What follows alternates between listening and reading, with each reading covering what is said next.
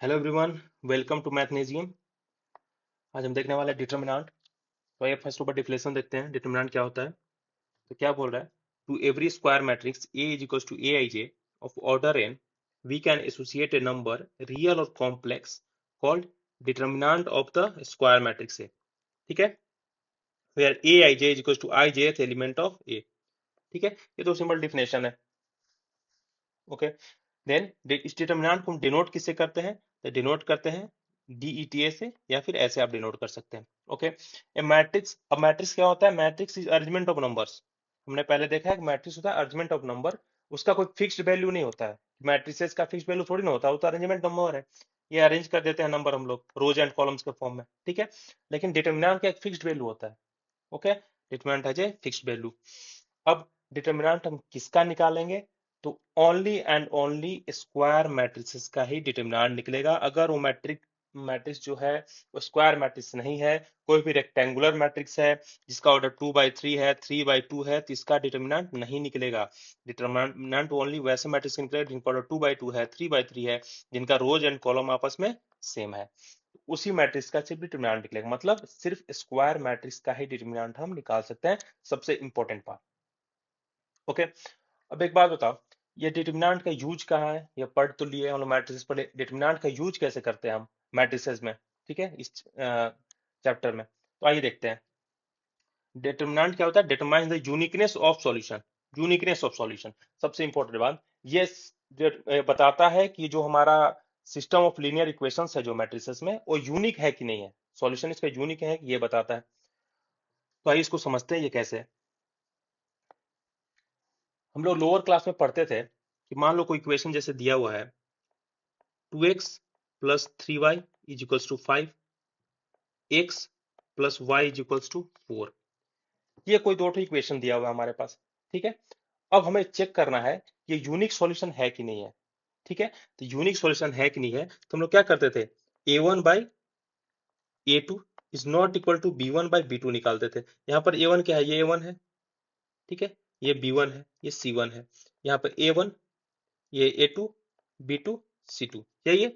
तो a1/a2 मतलब निकालते थे, तो यहाँ पे a1/a2 निकालते हैं। तो a1 क्या है, 2 है, डिवाइडेड बाई 1।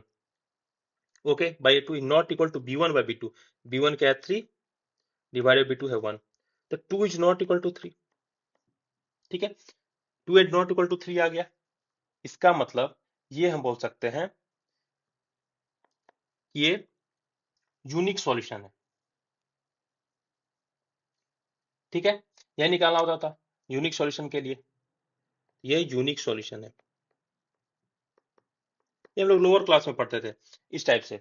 यूनिक सॉल्यूशन का के हम क्या करते थे, a1/a2, और इसको ऐसे भी हम लिख सकते हैं कि a1b1 - a2b1 is not equal to 0। अगर ये हमारे पास आ जाता है, इसका मतलब ये जो इसका सॉल्यूशन है वो यूनिक है। ठीक है, एक बात तो क्लियर। अब चलो, अब यूनिक मतलब क्या हो गया, यूनिक मतलब देखो, मान लो जैसे कि x + 2 = 0 एक इक्वेशन है। ठीक है, तो इसका x का वैल्यू क्या आ जाएगा, -2। ठीक है, अगर मान लो यहीं पे x² - 4 = 0 दे, हम x² = 4 लिखेंगे, x = आ गया +-2। मतलब यहाँ पर x का वैल्यू एक +2 भी निकल रहा है, x का वैल्यू -2 भी निकल रहा है। यहाँ पर सिर्फ x का वैल्यू -2 नहीं, मतलब ये यूनिक सॉल्यूशन है। ये यहाँ पर दो वैल्यू, ये यूनिक सॉल्यूशन नहीं है, यहाँ यूनिक सॉल्यूशन, x का सिर्फ और सिर्फ वैल्यू -2 निकल रहा है। ये था यूनिक सॉल्यूशन। अब यहाँ पे यूनिकनेस ऑफ सॉल्यूशन कैसे दिखाता है डिटर्मिनेंट, वो हम अब देखते हैं। जैसे कोई भी the system of linear equations मान लेते दिया हुआ है, जैसे a1x plus b1y is equals to c1, a2x plus b2y is equals to c2। अब इसे मैट्रिक्स फॉर्म में कैसे रिप्रेजेंट करेंगे, तो मैट्रिक्स फॉर्म में रिप्रेजेंट करेंगे, कैन बी रिप्रेजेंटेड। अब मैट्रिक्स फॉर्म में कैसे रिप्रेजेंट करेंगे, इसको हम लिख देंगे a1 a2 b1 b2। यहाँ पे सिर्फ वेरिएबल्स रहेंगे। ओके, देन यहाँ पे c1 c2। ठीक है, अब ये मैट्रिक्स फॉर्म है, ये जो इक्वेशन जो दिया हुआ है रिप्रेजेंट हो गया। अब इस मैट्रिसेस का हमें निकालना होगा कि भाई इसका हमको यूनिकनेस बताओ, किसका सॉल्यूशन आएगा इन लोग का वो यूनिक होगा कि नहीं होगा।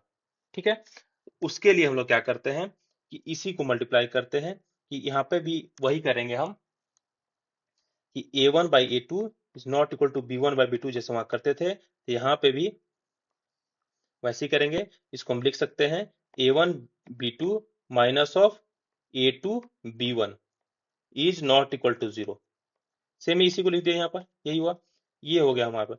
अब ये जो है ना, इसी को हम लोग कहते हैं डिटर्मिनेंट। ये जो हम a1b2 माइनस a2b1 निकाले, यही हो गया हमारे पास डिटर्मिनेंट। कैसे? मतलब ये जो यहाँ पे स्क्वायर मैट्रिक्स है, ये स्क्वायर मैट्रिक्स ही तो है 2x2 का। ठीक है, तो मतलब a1 a2 b1 b2 का हम डिटर्मिनेंट निकालेंगे। तो डिटर्मिनेंट में जब आगे हम देखेंगे कि जब जो ऑर्डर 2 का मैट्रिसेस होता है उनका डिटर्मिनेंट निकालते हैं, तो यही निकालते हैं। इसको लिख देंगे a1 b2 minus a2 b1 निकालेंगे। अगर ये नॉट इक्वल टू 0 आ जाता है तो यानी कि सॉल्यूशन जो है यूनिक है। ठीक है, इस तरह से यही है इसका एप्लीकेशन डिटर्मिनेंट का मैट्रिसेस में। ठीक है, और ऑब्वियसली ये जब बनेगा तो एक फिक्स्ड वैल्यू देगा। ठीक है, इसलिए डिटर्मिनेंट फिक्स्ड वैल्यू देता है। ठीक है, तो इस लेक्चर में इतना ही। नेक्स्ट लेक्चर में हम देखेंगे कि डिटर्मिनेंट ऑर्डर 1 का क्या होता है, ऑर्डर 2 का डिटर्मिनेंट कैसे निकालते हैं, ऑर्डर 3 का डिटर्मिनेंट कैसे निकालते हैं। ओके, और एक बात और, यहाँ पे ये जो है, ये हम मॉडुलस नहीं बोलते हैं इसको, इसको determinant of A, modulus of A इसको नहीं बोलिएगा, not modulus of A, this is not modulus of A. ठीक है, तो यहाँ पे इस लेक्चर में हमने जाना कि डिटर्मिनेंट क्या होता है, इसका यूज कैसा है मैट्रिसेस में। ठीक है, अब नेक्स्ट लेक्चर में हम आगे का चीज देखेंगे, ऑर्डर 1 का डिटर्मिनेंट कैसे निकालते हैं, ऑर्डर 2 का निकालते हैं कैसे, ऑर्डर 3 का निकालते हैं, उससे रिलेटेड एग्जांपल्स करेंगे। ठीक है, तो इस लेक्चर में इतना ही, and thanks for watching and God bless you all.